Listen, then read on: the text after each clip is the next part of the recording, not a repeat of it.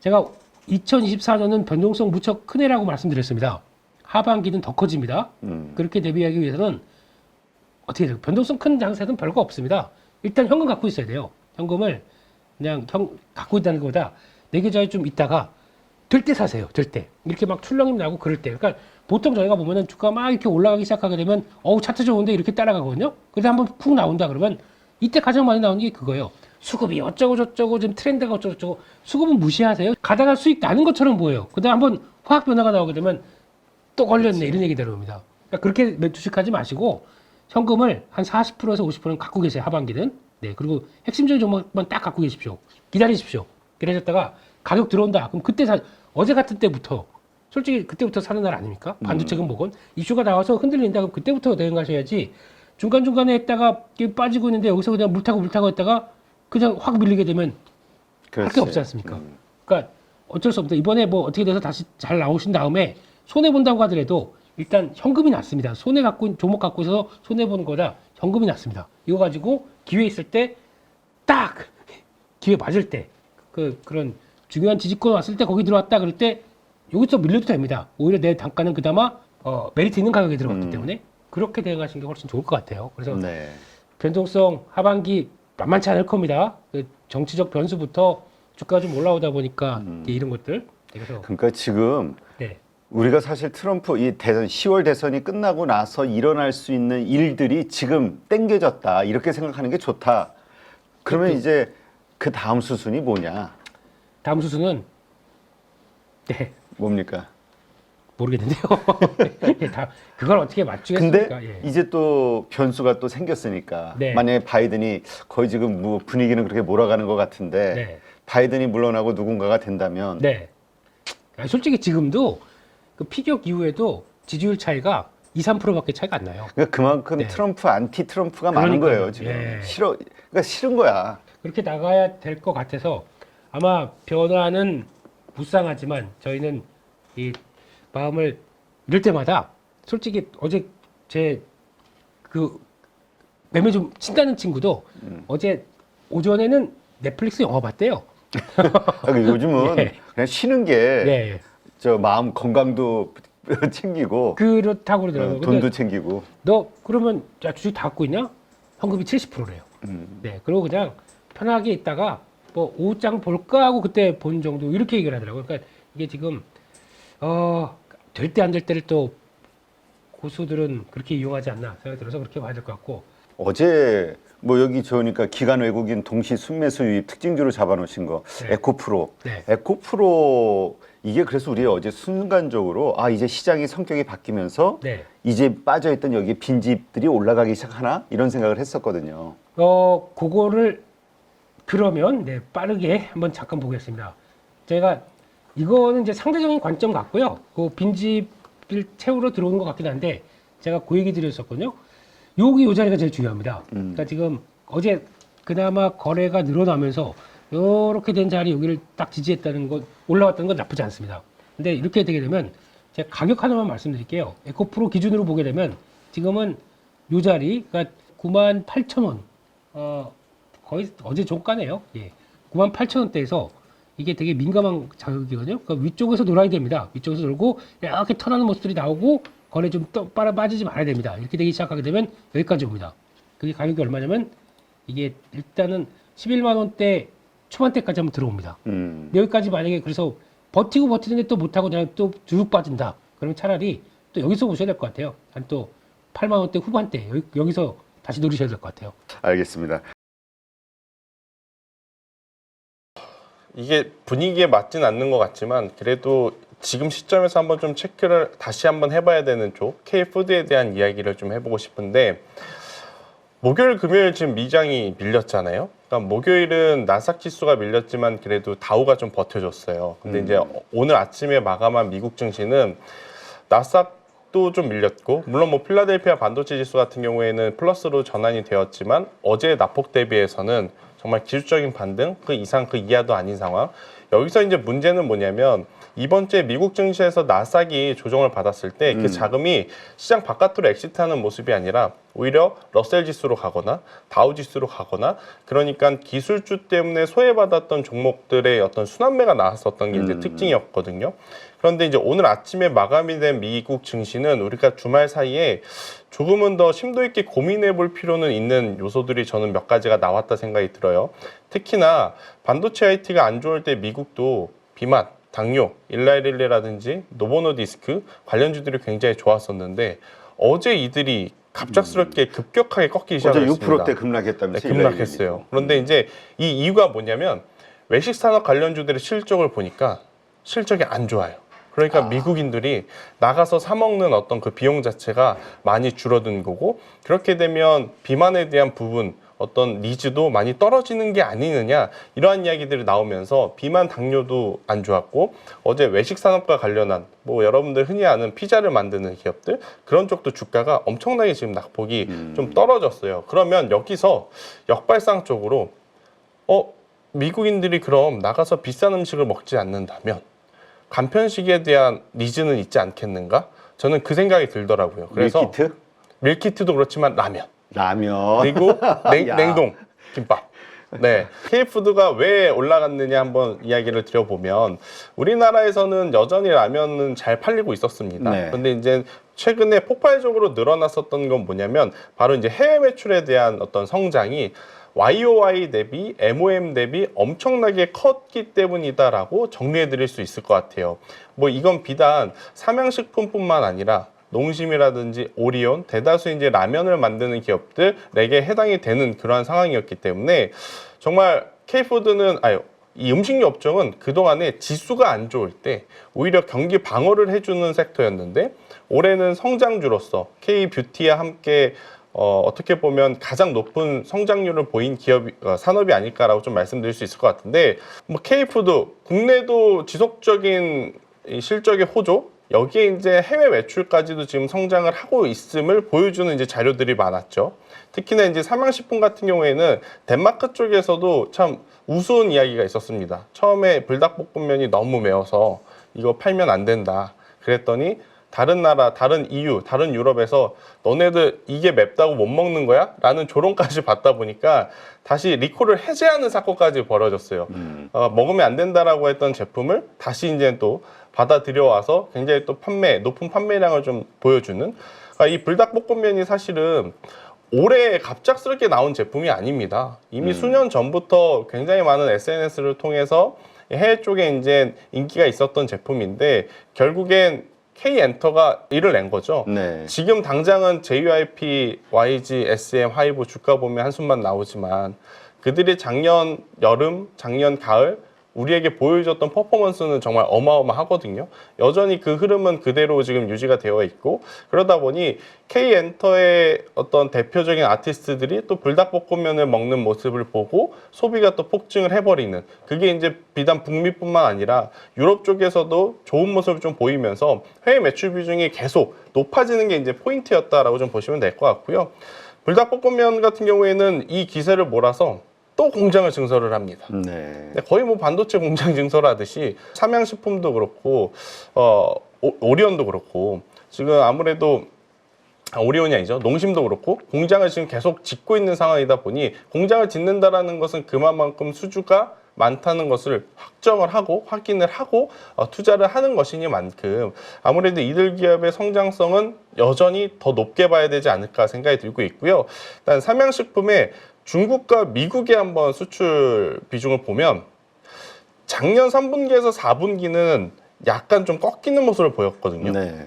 그러다가 올해 들어오면서 갑자기 북미도 이렇게 올라가고 있고 중국도 다시 이렇게 올라가고 있는 모습을 좀 보이면서 이 수출액 자체도 신고가 영역으로 가고 있습니다. 그러니까 수출액 신고가라면 당연히 지금 환율도 우호적이기 때문에 주가가 신고가로 가는 것은 어떻게 보면 당연한 이치다라고 좀 보시면 될 것 같아서 최근의 상승세는 누차 말씀드리지만 국내에서의 판매량보다는 해외에서의 판매량이 굉장히 늘어났기에 가능한 상황.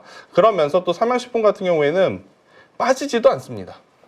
최근에 주가의 모습인데 지금 나스닥 지수가 엄청나게 밀렸고 미국 증시가 트럼프 입에 따라서 엄청 왔다 갔다 하는 와중에도 삼양식품은 밀리지 않았어요. 네. 그러니까 두 가지가 있습니다. 일단 첫 번째, 그만큼 실적을 보여주고 있다라는 것. 두 번째, MSCI 지수 편입에 대한 기대감도 가지고 있다라는 것. 그래서 삼양식품 같은 경우에는 저는 오히려 빠질 때마다 매수를 하고자 하는 매수 투심이 더 강하게 나타날 가능성이 높아서 지금처럼 반도체가 뭐 미국과 중국 사이에서 뭐 제약바이오도 미국과 중국 사이에서 여기저기 노이즈가 들려올 때 저는 그 노이즈에서 거리가 먼 쪽을 먼저 보는 게 맞다라는 생각이 들어서 삼양식품을 좀 이야기를 드리고 싶은데 그렇다고 해서 완벽한 기업은 아닙니다. 제 기준으로. 뭐가 지금 불확실성이 자리 잡아 있냐면 해외 공장이 없다는 것. 아, 지금 삼양식품 같은 경우에는 국내 공장은 엄청 많아요. 하지만 정작 많이 팔리고 있는 유럽과 미국에 이들의 공장이 있는가? 없습니다. 그게 지금 당장에는 뭐 큰 영향을 주진 못하겠지만 저는 이게 지속이 된다라고 하면 좀 부담이 될 수도 있다 생각이 들어요. 지금 뭐 운임도 올라가고 있는 상황에 과연 얼마만큼의 뭐 판매량이 받쳐주기 때문에 지금은 크게 문제가 되는 것은 아니지만 중간중간에 사업을 하다 보면 변동성이 좀 나타날 가능성이 높거든요. 근데 이게 나중에 어떤 형식으로 주가에 부담이 될지 혹은 매출에 부담이 될지는 모르는 상황이라서 그 부분은 조금은 고려를 하시면서 투자를 해야 되지 않을까라는 생각이 들고 있고 그와 다르게 농심 같은 경우에는 주가는 나쁜데 해외에도 공장이 있습니다. 네. 미국에도 2개가 있고 유럽에도 지금 2개가 있는 상황이라서 어떻게 보면 조금 더 북미와 유럽 쪽의 성장세를 놓고 고민을 해보면 농심이 원활하게 공급을 할 수 있는 것은 이미 만들어졌다. 판은 짜여져 있다. 근데 다소 아쉬운 것은 불닭볶음면이라고 하는 이 히트 제품을 넘어갈 만한 히트 상품이 없다라는 그런 부재이긴 한데 저는 지금의 가격 조정이다라고 하면 저는 충분히 우리가 관심 있게 봐야 되는 요소들이 많지 않겠는가. 일단 농심 같은 경우에는 이번 6월달 중순부터 최근까지 제법 조정이 좀 깊어요. 조정이 그래도 지지선에서 잘 버티고는 있네. 그렇죠. 지지선을 잘 버텨주고 있고 어제도 아랫꼬리를 좀 달아주면서 거래량과 이제 수급이 붙었기 때문에 이제 관심을 좀 보자라고 말씀을 드리고 싶은 건데 이들의 실적을 보면 그도 그럴 것이 1분기 대비해서 2분기에 실적의 성장성이 조금은 둔화됩니다. 그러니까 매출에 대한 수출 데이터가 변동이 있는 것이 아니라 광고 홍보성 일회성 비용이 이번 재무제표에 녹아들 가능성이 높다는 이야기들이 많이 나오다 보니까 6월 중순부터 방금 보셨다시피 최근까지 가격적인 조정이 나왔는데 마케팅을 해야 여러분들 해외에서 잘 팔릴 수 있는 거 아닙니까? 그래서 그런 일회성 비용에 저는 너무 기민하게 민감하게 반응할 필요 없지 않겠는가?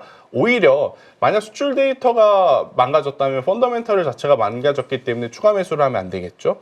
근데 지금 그런 것이 아니라 수출 데이터는 여전히 유지된 채로 일회성 비용에 따른 실적의 부진 그것을 고려하고 있다면 그런 빌미로 주가가 내리는 것은 저는 우리가 좀 추적 관찰을 심도 있게 해볼 만한 이슈가 아닌가라는 의견을 한번 드려보도록 하겠고 앞서 말씀드린 대로 앞으로 공장 증설을 하게 되면 비용에 대한 부담이 많은 쪽은 오히려 삼양식품일 겁니다. 그렇죠. 해외에 공장을 지어야 되기 때문에. 하지만 농심 같은 경우에는 이미 미국과 유럽의 공장을 보유를 하고 있는 상황에서 추가 증설에 대한 부담감은 오히려 적을 수밖에 없지 않겠는가라는 생각이 들어서 뭐 둘 다 같이 성장을 하는 것이 가장 베스트하죠. 근데 일단 지금은 삼양식품이 어떤 지수 편입에 대한 기대의 수급까지 있기 때문에 먼저 치고 간다 하더라도 농심은 충분히 따라갈 가능성이 높은 기업이라서 이 부분을 고려를 하시면서 뭐 시간차 흐름에 따라서 대응하실 수 있는 분들은 저는 대응 전략을 짜보시는 것도 괜찮지 않겠는가 생각이 들고 있고 제가 이제 누차 강조드리는 거 이겁니다. 지금 농심은요. 이미 수출 전용 공장에 대한 준비를 하고 있었던 상황이에요. 제가 앞서서도 북미에 이제 2개가 있다라고 했잖아요. 그 공장 안에 1개의 라인을 추가 증설을 했습니다. 네. 유럽도 마찬가지고요. 그리고 이제 또 농심 같은 경우에는 이 동남아 시장에서도 꾸준한 성장세를 지금 보여주고 있는 모습이라서 삼양식품도 동남아에서 성장을 보여주긴 하지만 북미와 유럽 쪽의 성장세가 너무 폭발적이다 보니까 동남아 쪽의 어떤 성장세는 좀 밋밋해 보이거든요. 근데 농심 같은 경우에는 이 유럽도 그렇고 미국도 그렇고 동남아 쪽에서도 그렇고 꾸준한 성장세를 지금 보여주고 있는 상황이라 어떻게 보면 올해 우리가 트럼프 입에 우리 시장이 좌지우지될 가능성이 높은 상황 속에서 그것과 거리가 먼 쪽에서 단순히 기대감이 아니고 경기 방어주에 대한 이미지 때문도 아니고 숫자를 찍으면서 올라갈 수 있는 기업이기 때문에 저는 이들을 한번 좀 봤으면 좋겠고 아마 여러분들 K푸드 하면 지금 가장 고민하고 계실 기업이 이겁니다. 우양. 네. 저도 놀랐거든요. 그러니까 이게 이러니까 K국장이 욕먹는다는 소리를 듣는 거예요. 그러니까 국장이 어제도 원전 때문에 욕 한 바가지로 지금 먹었잖아요. K푸드도 마찬가지입니다. 그렇게 좋다던 기업이 고점 찍더니 쉼없이 내려서 벌써 고점 대비 반토막이 나버렸어요. 그러니까 우리가 우양에 대해서 좋은 점수를 줬던 건 뭐냐면 작년에는 핫도그 열풍을 일으켰던 기업. 그로 인해서 실제 돈도 좀 벌었습니다. 그리고 올해 들어오면서 이 냉동김밥에 대한 판매 쇼츠, SNS에서 돌아다니는 쇼츠가 엄청나게 큰 인기를 받았죠. 그러니까 없어서 못 사는 분들, 겨우 사서 먹어보는 어떤 영상들이 올라오면서 이게 그렇게까지 맛있나? 라는 어떤 그런 것 때문에 냉동김밥 관련주라고 불리우는 우양이 정말 좋은 모습을 보였고 여기에 더불어서 사조가 우리도 냉동김밥 할 거야. 그러면서 뛰어들었지 않습니까? 네. 근데 사조는 오히려 주가가 잘 버텨주고 있어요. 근데 우양 같은 경우에는 고점 대비 이미 50% 반토막이 난 상황이라 고민이 좀 많으실 것 같은데 그러면 냉동김밥 관련한 이슈가 단순히 기대만 있었던 건가? 그건 아니었습니다.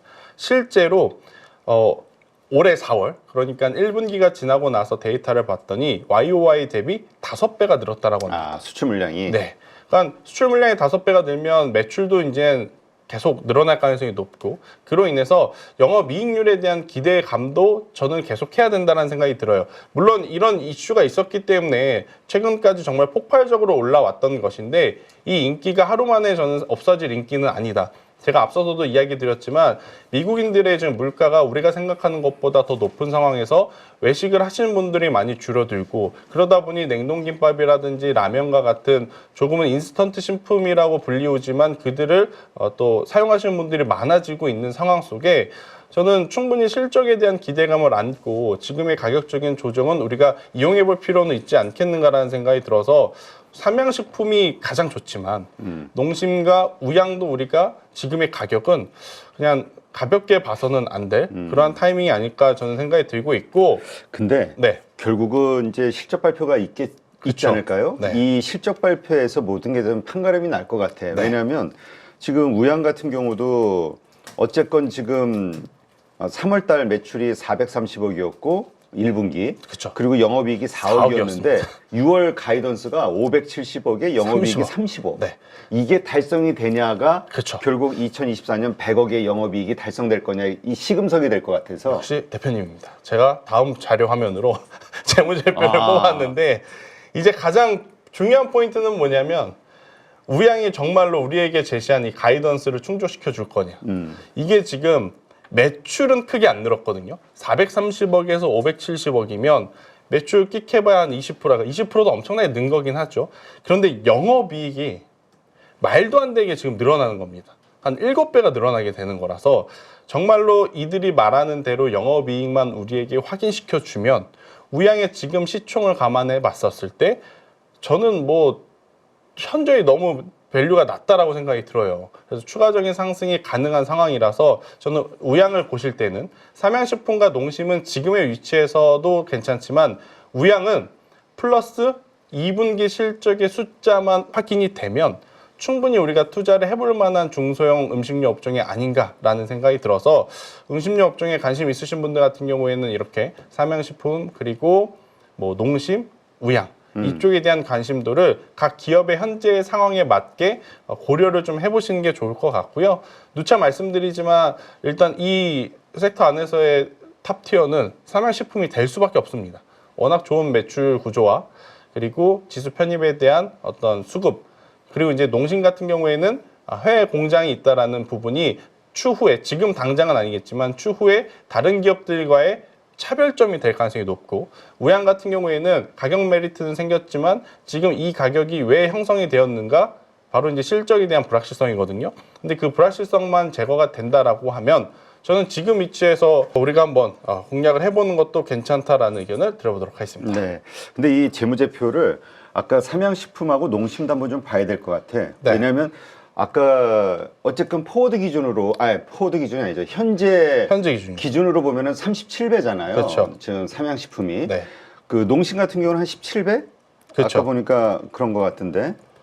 그러니까 근데 지금 포워드 기준으로 보면은 삼양이 한 17배, 16배 정도가 되고 요 차이. 삼양식품부터 볼게요. 삼양식품을 좀 보게 되면 그러니까 꾸준히 지금 영업이익률이 올라오고 있다는 게 중요 포인트입니다. 그러니까 다른 음식료 업종들 같은 경우에 평균적으로 10% 내외거든요. 네. 근데 지금 삼양식품의 영업이익률은 20%대를 지금 찍고 있어요. 그리고 여기에 수출이 지금 전체 매출 비중에서 가장 높은 비중을 차지하고 있잖아요. 그러면 환율의 수혜도 받을 수밖에 없는 지금 상황이 삼양식품이다. 이렇게 좀 보시면 될 것 같고, 농심 같은 경우에는 영업이익률이 현저하게 낮습니다. 그러니까 삼양식품이 지금 약 20%대라면 농심 같은 경우에는 5에서 7%대를 왔다 갔다 하고 있어서 당연히 주가의 위치가 차이가 날 수밖에 없는 상황. 하지만 이제 제가 앞서서도 이야기 드렸다시피 1분기에 농심이 이 마케팅 비용이 엄청나게 큰 비용을 좀 투자했다라는 것들이 좀 있었어요. 그래서 그런 것들이 정말 일회성으로만 끝나게 된다라고 하면 이 영업이익률은 다시 회복이 될 가능성이 높아서 지금의 기술적인 조정을 이용하자라는 의견을 한번 드려본 것이고, 우양 같은 경우에는 만약에 이 영업이익을 우리에게 가이던스 제시한 30억대를 좀 챙겨주게 되면 이제 완전히 영업이익률이 흑자 전환에 넘어서 폭발적인 성장을 하게 되는 거거든요. 7배 정도 이제 성장을 하게 되는 거라, 뭐 영업이익이 7배 성장한다 그래서 무조건 주가도 그럼 7배 가야 된다, 그건 아니지만 지금의 가격은 너무 이제 수급에 대한 변동성에 따라서 강하게 조정을 받고 있는 상황이라 저는 이 재무제표를 보고 영업이익 기준으로 본다면 한번 이쪽에 대한 관심도도 당연히 가져봐야 된다라는 의견 드리도록 하겠습니다. 그렇죠. 그러니까 하여튼 이 밸류에이션에 대한 고민들이 큰 것 같아요. 많이 오른 주식, 그렇죠. 많이 오른 주식이 보통 빠지기 시작하면은 하락 추세 전환이 됐다고 맞아요. 생각하는데 그거를 잘못 생각하면 또 다르게 생각하면 그게 뒷설거지가 될 수도 있잖아요. 그렇죠. 이게 과연 뒷설거지로 끝날 것이냐, 실적 발표 이후에 다시 올라갈 것이냐. 그러니까 저는 삼양식품 같은 경우도 그렇고 K푸드도 그렇고 조금은 더 올라갈 수 있는 여지가 있다 생각이 들어요. 물론 지금 위치에서 예를 들어서 여기에서 이제 100주 사서 트레이딩 하셨던 분들에게 여기에서도 100주를 사야 된다라고 이야기는 못 드리죠. 하지만 저는 뭐 20주, 30주라도 적은 비중이라도 삼양식품 같은 경우에는 지금 이벤트도 있고 그리고 지수가 안 좋을 때도 잘 버텼던 것을 감안을 해보면 지금의 위치에서의 트레이딩도 나쁘진 않겠다. 그리고 이제 제가 항상 섹터를 가지고 올 때 한 종목만 얘기를 하는 것이 아니라 보통 두세 종목, 네. 세네 종목을 이야기를 하는데 이거는 구독자분들의 성향에 따라서 여러분들이 그거는 선택을 하셔야 될 것 같아요. 만약에 나는 고점에 있는 종목이 너무 부담스럽다 하시면 당연히 농심이 최선호주가 될 수도 있는 것이고 네. 나는 이렇게 한옥가의 가격이 비싼 것들이 좀 부담이 된다 그러면 당연히 그분들에게는 우양이 어떻게 보면 또 최선호주가 될 수 있는 그런 상황이기 때문에 이 부분에 대해서는 구독자분들이 본인의 계좌를 좀 잘 파악을 하셔야 될 것 같아요. 내 계좌 기준으로 A가 좋을지 B가 좋을지 C가 좋을지 고민을 하셔서 매매 전략을 한번 짜보시는 것도 저는 꼭 필요하다는 의견을 한번 드려보도록 하겠습니다. 네, 알겠습니다.